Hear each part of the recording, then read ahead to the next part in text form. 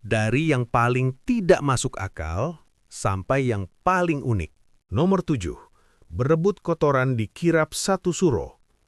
Melihat festival budaya atau kirab tradisi di Keraton Solo mungkin terasa seperti pengalaman wisata sejarah yang agung dan penuh nilai luhur. Kamu mungkin membayangkan barisan prajurit keraton yang gagah dan suasana sakral yang menenangkan hati. Tapi, masalahnya, di balik keagungan acara kirab Kebo Bule Kiai Slamet, ada pemandangan yang bikin perut orang awam mual seketika.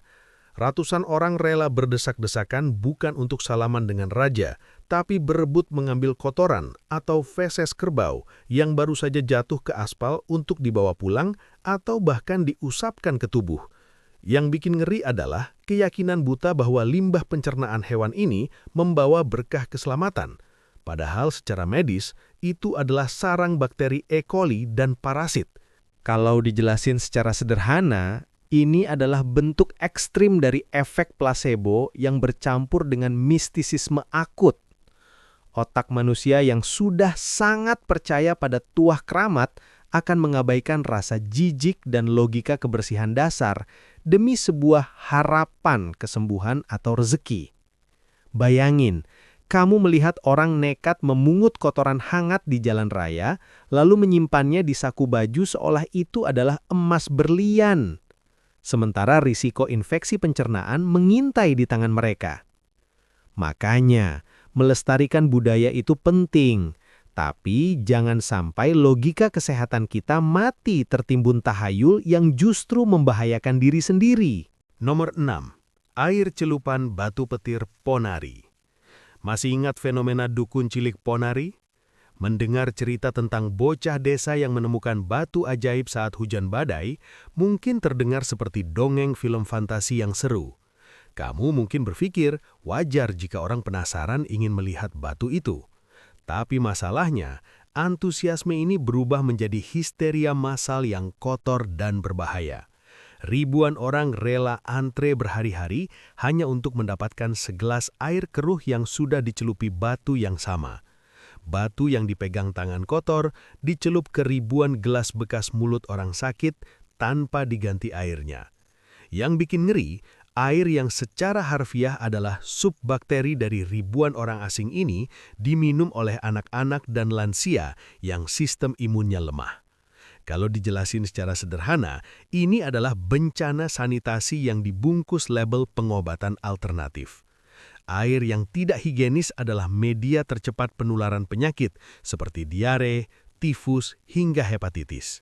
Apalagi jika dicampur liur ribuan orang sakit. Bayangin kamu minum dari satu gelas yang sama, bergantian dengan satu stadion sepak bola penuh orang sakit batuk dan pilek. Itu bukan menyembuhkan, itu namanya cari penyakit baru. Tragedi di mana beberapa pasien justru meninggal saat antre membuktikan bahwa keputusasaan seringkali mematikan akal sehat kita. Makanya, jangan mudah tergiur keajaiban instan kalau prosesnya saja sudah tidak masuk akal secara medis. Nomor 5. Santapan daging ekstrim, kelelawar dan tokek. Mencari obat herbal atau alami sering dianggap lebih aman daripada menelan pil kimia buatan pabrik yang punya efek samping. Kamu mungkin merasa kembali ke alam adalah solusi terbaik untuk penyakit asma atau gatal-gatal kulit. Tapi, masalahnya, di beberapa daerah di Indonesia, istilah kembali ke alam ini ditafsirkan dengan memakan daging hewan liar yang berpotensi mematikan, seperti hati kelelawar, toke, atau biawak. Di balik mitos khasiatnya yang melegenda, hewan-hewan ini adalah waduk alami bagi virus-virus zoonosis ganas yang belum ada obatnya. Yang bikin ngeri, kita baru saja melewati pandemi global yang diduga kuat bermula dari konsumsi hewan liar semacam ini. Tapi, praktek ini masih marak di pasar-pasar tradisional gelap. Kalau dijelasin secara sederhana, tubuh hewan liar mengandung patogen yang tidak cocok dengan tubuh manusia. Dan proses pengolahan tradisional seperti dibakar setengah matang atau diambil darah dan hatinya mentah tidak cukup membunuh virus tersebut. Bayangin kamu mencoba menyembuhkan sesak napas asma dengan memakan daging kelelawar, tapi sebagai gantinya, kamu malah memasukkan virus baru yang bisa memicu wabah satu kampung. Risiko biologisnya jauh lebih besar daripada potensi kesembuhannya. Makanya, kalau mau sehat secara alami, makanlah sayur dan buah, bukan memakan hewan yang seharusnya tetap liar di dalam gua.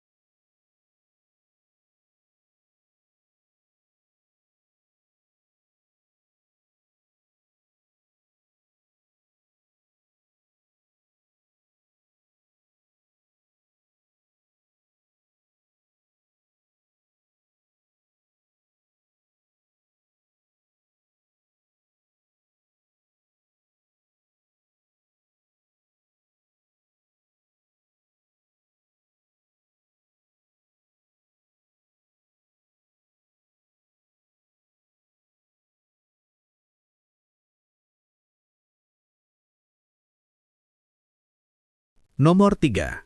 Terapi listrik rel kereta api. Melihat kecanggihan terapi fisioterapi modern yang menggunakan gelombang listrik untuk merangsang saraf, mungkin terdengar masuk akal dan ilmiah. Kamu mungkin berpikir bahwa listrik memang punya manfaat kesehatan jika diatur dosisnya oleh dokter.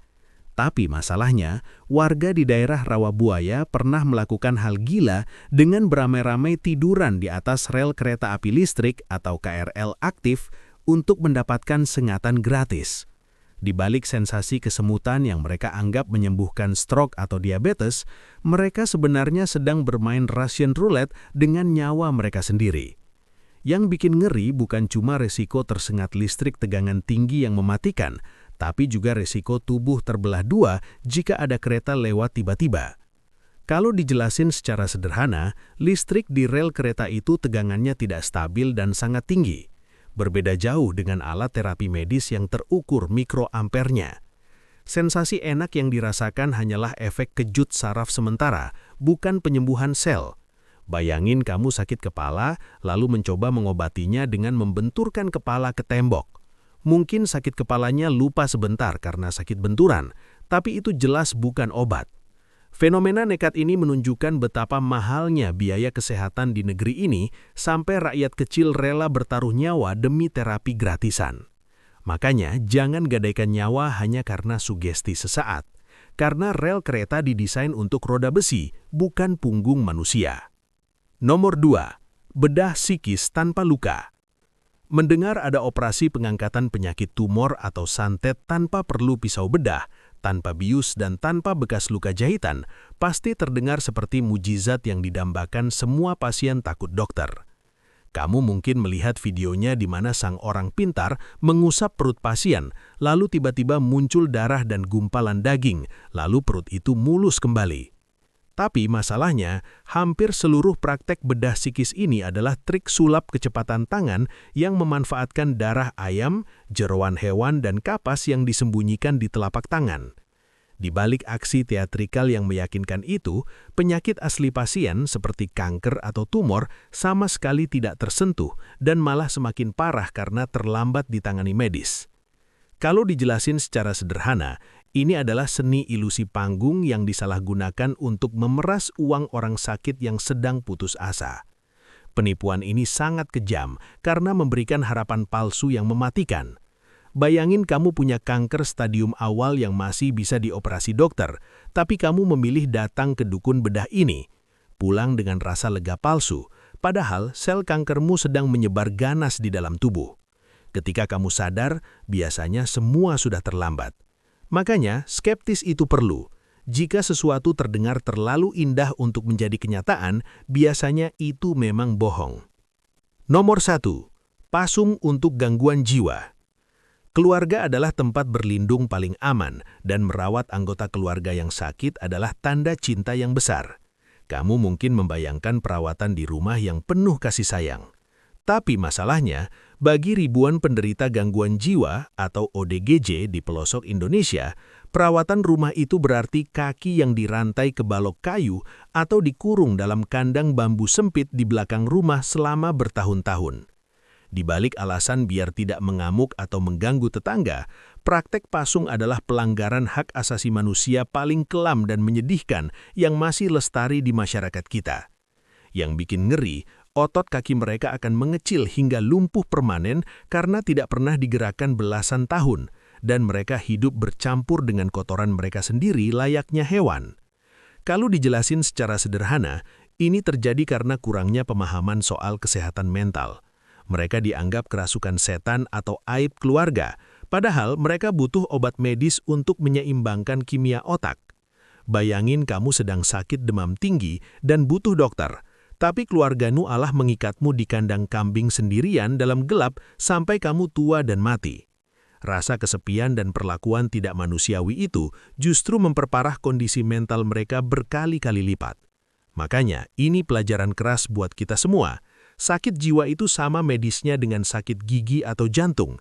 Mereka butuh psikiater dan pelukan, bukan rantai besi yang merampas kemanusiaan mereka.